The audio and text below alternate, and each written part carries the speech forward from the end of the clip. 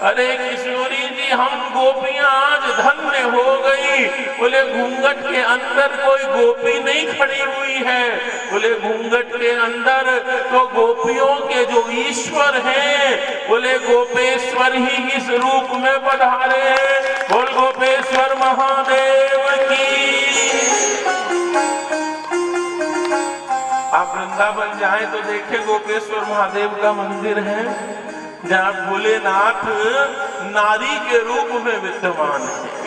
पूरे विश्व में एकमात्र श्रीधाम वृंदावनी है, बोले जहाँ भोलेनाथ नारी के रूप में विद्यमान है।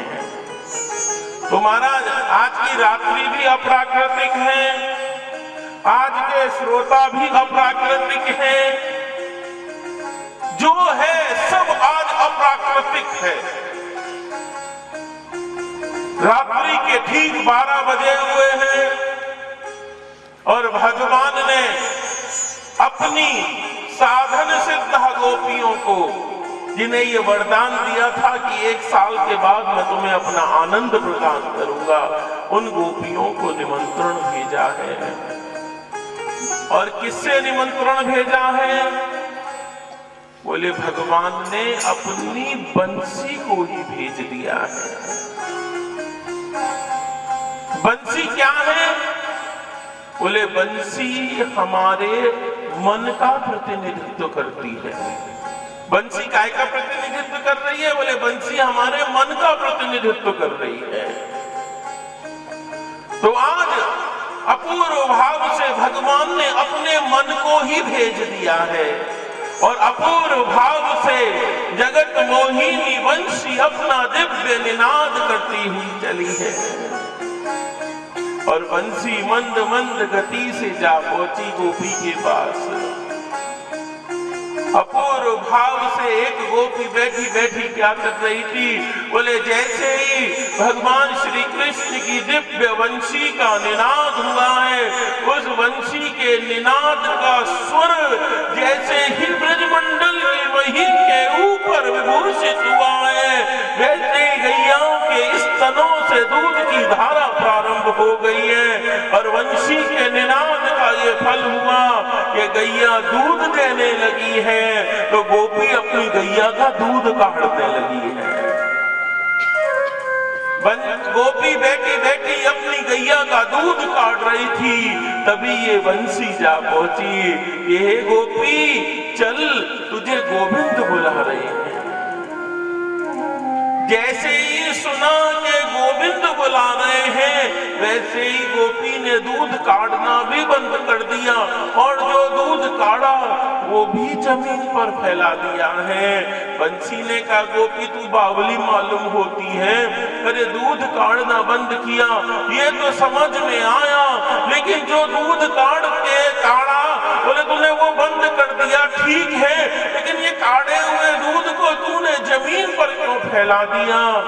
गोपी कहती थी कि हे बंसी, ये दूध काढ़ना मेरे जीवन का लक्ष्य नहीं है। बोले मेरे जीवन का लक्ष्य है गोविंद की प्रतीक्षा करना, और गोविंद की प्रतीक्षा के लिए मैं ये दूध काढ़ रही थी। और जब गोविंद का निमंत्रण आ गया, अब मैं इस व्यवहार में नहीं पड़ूंगी।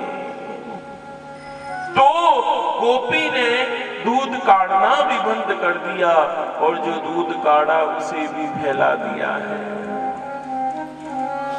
बंसी और आगे चली है कि देखा एक गोपी बैठी बैठी सोने की सिलाई से काजल लगा रही थी। ओ गोपी चल, गोविंद बुला रहे हैं।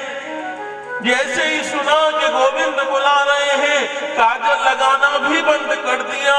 जो सोने की सिलाई से काजल लगा रही थी वो भी उठाकर फेंक दी। काजल को अपने हाथों में पोता और पूरे मुंह में लगा लिया है। बंसी वो सोचती थी तू तो बावली हो उठी है, अरे काजल लगाना बंद किया ये तो समझ में आया, लेकिन ये पूरे मुंह में काजल क्यों पोत लिया? गोपी की आंखों से आंसू बहते थे। गोपी कहती थी कि हे बंसी, संसार में एक एकमात्र मेरे ही प्रियतम हैं, जो ये नहीं देखते कि गोरी है कि काली है। अरे मेरे गोविंद तो सबको निभा लेते। और गोविंद से मिलने के लिए दौड़ी। ये बंसी और आगे गई, देखा एक गोपी बैठी बैठी अपने परिवार को भोजन करा रही थी, लेकिन जैसे ही कहा कि गोविंद बुला रहे हैं, उस व्यवहार का वहीं पर परित्याग कर दिया और दौड़ी दौड़ी गोविंद से मिलने जा पहुंची है।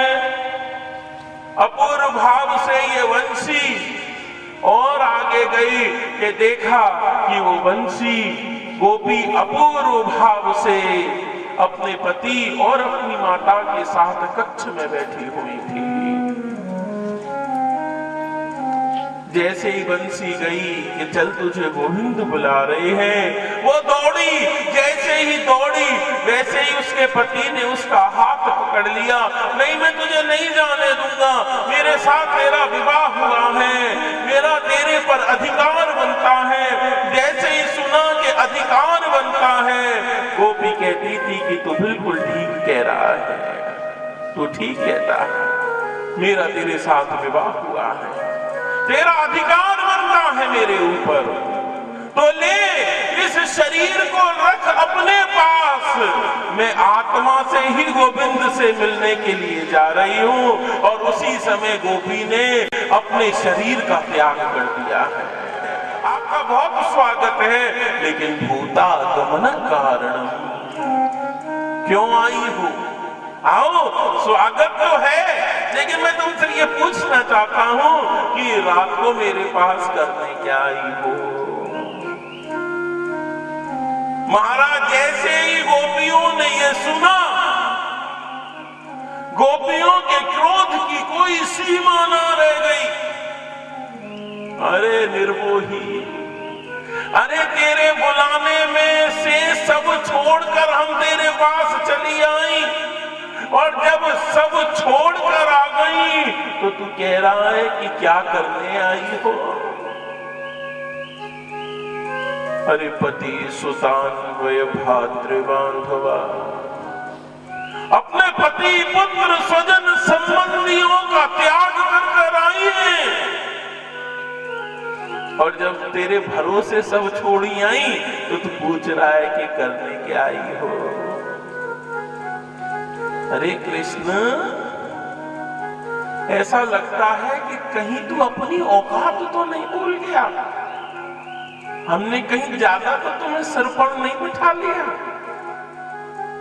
कहीं तुम अपनी असलियत तो नहीं भूल गए कि तुम्हारी औकात क्या है? भगवान ने कहा मेरी क्या औकात है? तुम्हें पता है मैं तो नारायण हूं, सब कहते हैं मैं नारायण हूं। गोपियां कहती थी अच्छा। अरे कृष्ण तो ले सुन तू पहले अपने बारे में कि तू कौन है, और कृष्ण तुझे एक बात और बताएं कि हम तुझे बताना चाहती हैं कि तू ज्यादा से ज्यादा क्या है और तू कम से कम क्या है। बोले बताओ मैं कम से कम क्या हूं? बोले तुम कम से कम, बिल्कुल तुच्छ, बेकार, व्यर्थ के, तुम कम से कम हो नारायण। भगवान ने कहा अच्छा, वेद तो कहता है कि मैं ज्यादा से ज्यादा नारायण हूं, और तुम कह रही हो कि मैं कम से कम नारायण हूं। गोपियां कहती है छोड़ दो ये वेद पुराण शास्त्र क्या कह रहे हैं, तुम ये समझ लो कि हम क्या कह रही हैं। बोले तुम हो ज्यादा से ज्यादा नारायण। बोले अच्छा, बोले यदि मैं कम से कम नारायण हूं तो फिर ये बताओ कि मैं ज्यादा से ज्यादा क्या हूं? तो गोपियां कहती हैं कि तुम कम से कम हो नारायण, और ज्यादा से ज्यादा तुम हमारे प्रियतम हो। तुम नारायण हो तो हमारे किस मतलब के हो? बोले हमारे मतलब के तो तब हो, बोले जब तुम हमारे प्रियतम हो। और हे कृष्ण सुन और सुन, कोई किसी से प्रेम करे तो उनकी 3 अवस्था होती है। कोई किसी से यदि प्रेम करता है तो 3 बातें होती हैं। या तो कोई बड़ा भारी रूपवान हो, या कोई बड़ा भारी गुणवान हो, या फिर कोई बड़ा भारी धनवान हो।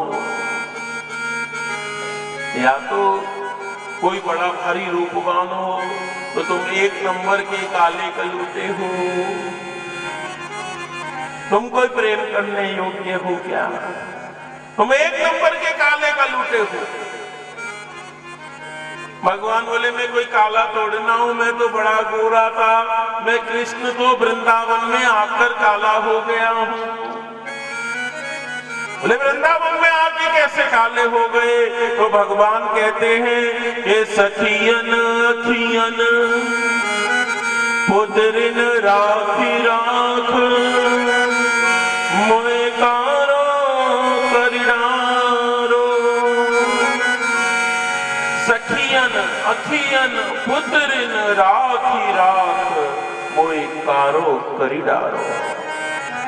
अरे गोपियों में तो बड़ा गोरा था, लेकिन मैं वृंदावन में आकर काला हो गया। बोले कैसे? बोले अरे गोपियों, तुम अपने मोटे मोटी आंखों में इतना इतना काजल भर भर कर लगाती हो, और फिर उन भरे हुए काजल मिश्रित नेत्रों से जब तुम मुझे घूर घूर कर देखती थी तो मैं पूरा कृष्ण भी वृंदावन में आकर काला हो गया हूं। चलो रूप ना हो, गुण तो हो कि भैया रूप तो नहीं है कोई, तो रूप का करना भी क्या है? बड़े बड़े रूपवान हैं, 10, 20, 50 साल में किसका रूप कहाँ चला गया कुछ पता नहीं पड़ता। तो चलो रूप ना हो, गुण तो हो। तो तुम्हारे अंदर कोई गुण भी नहीं है। चोर जार शिखामणि, तुम 1 नंबर के चोर, और कोई चोर के यहाँ अपनी कन्या का विवाह करेगा? तुम 1 नंबर के चोर हो, 1 नंबर के जार हो। चलो रूप ना हो, गुण ना हो, धन तो हो कि मैया बेटी से कहते रूप भी नहीं है, गुण भी नहीं है, अंगूठा छाप है। धन बहुत है, 4-4 फैक्ट्रियां चल रही हैं, क्या करेगी रूप का? और आजकल धन के सामने गुण रह कहां गए हैं लोगों के? अरे रूप भी ना हो, गुण भी ना हो, धन तो हो। तो तेरे पास रूप भी नहीं है, गुण भी नहीं है, और बोले धन भी नहीं है। बोले लड़का करता क्या है? बोले सुबह से लेके संध्या तक गैया चराता रहता है। तो कोई गैया चराने वाले से बेटी भी आएगा अपनी? भगवान ने कहा कि जब मेरे पास रूप भी नहीं है, मेरे पास गुण भी नहीं है, मेरे पास धन भी नहीं है, तो फिर तुम ये रात्रि में 12 बजे मेरे पास करने क्या आई थी? जब मेरे पास कुछ है ही नहीं तो तुम्हें आने की जरूरत क्या थी? तो गोपियां कहती हैं कि हे भगवान, हम तो तुम्हारी केवल एक बात पर रीझ कर चली आई हैं। भगवान ने कहा इतनी बुराई कर दिया, अब एक बात और बताओ कि हमारे अंदर सबसे अच्छी बात क्या है? गोपिया कहती है ठाकुर जी, तुम्हारी बस एक बात पर रीझ कर हम सब छोड़कर तुम्हारे पास चली आई हैं कि तुम प्रेम किसी से भी कर लो, तुम सबको निभा देते हो। तुमसे कोई भी प्रेम कर ले, चाहे काला, चाहे गोरा, चाहे रोगी, चाहे भोक्ता, चाहे क्रोधी, चाहे लोभी, तुम्हारा यही स्वभाव है कि तुमसे कोई भी प्रेम कर ले, बोले तुम सबको ही निभा देते हो। भगवान, गोपियां गुस्सा और क्रोध में आ गई। अब तो भगवान ने कहा अब तो ये क्रोध में आ गई तो रास कैसे होगा? अरे गोपियों, हम तो मजाक कर रहे थे, चलो महाराज के मंच पर चलो। और संपूर्ण गोपियों के साथ भगवान दिव्य महारास लीला के मंच पर आरूढ़ हो गए हैं। लाखों गोपियां हैं और एक गोविंद है। लेकिन आज हर गोपी को ऐसा ही लग रहा था कि गोविंद उन्हीं के साथ नाच रहे हैं।